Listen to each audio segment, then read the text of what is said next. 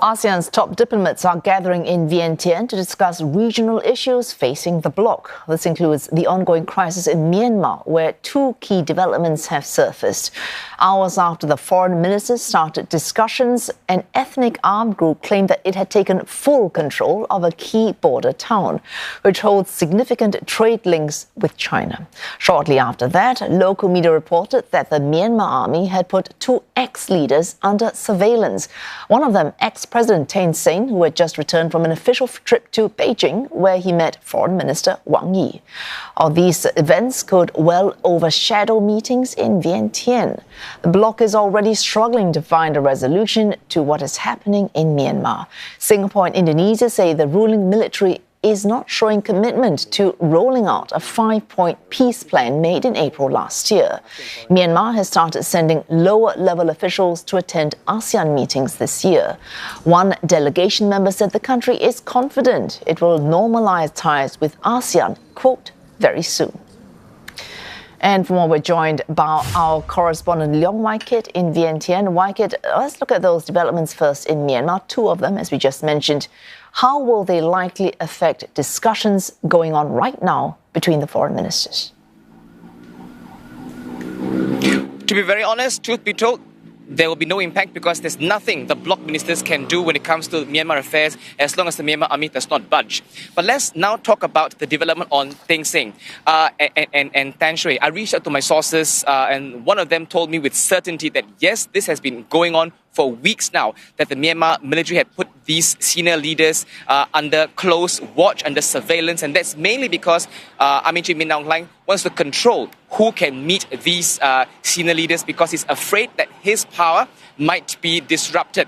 Interestingly, another source told me last week that Thein Sein's name, ex-President Thein Sein's name, had been floated and in fact submitted to the military to be part of an interim government. But it turns out, just a few days ago, we found out that Min Aung Hlaing, who is self-appointed Prime Minister, is now also acting President. Now let's talk about the developments in Laos. The latest is that the Myanmar army has come out to refute claims by ethnic armed group MNDAA that it has taken over Laos. And this development is significant because if the claims were true, then this would mean that the Myanmar military's failure is the biggest since the independence of the country. It's also significant because, as you said earlier, Wei Su, this border town has significant trade links with China. Sources also told me that MNDAA, the ethnic armed group, had attempted to take over Laos some time ago, but China had apparently stopped that from happening. MNDAA had also, last week, said openly that it notes China's concern over the fighting of Laos and therefore it had observed a temporary ceasefire. So right now, the latest is that there are competing claims over this very significant town of Laos between the Myanmar army as well as MNDAA, the ethnic army.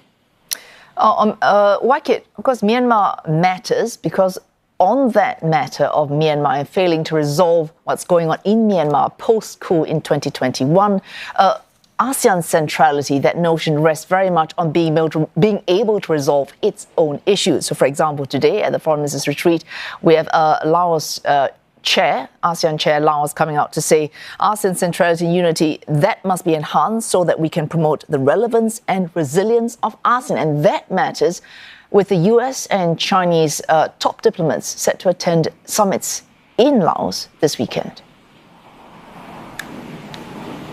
Yeah, and this is something that might not be a topic for discussion, but a closely watched event. And that is the upcoming polls in Washington, because whoever comes into power will have an impact on the US-China rivalry. Whoever comes into power will have an impact on the way ASEAN interacts with Washington. But ASEAN's known position is that it will not interfere in another country's political affairs. It will not, or rather it will work with whichever administration is elected to power, and that when it comes to US-China rivalry, ASEAN will not choose sides.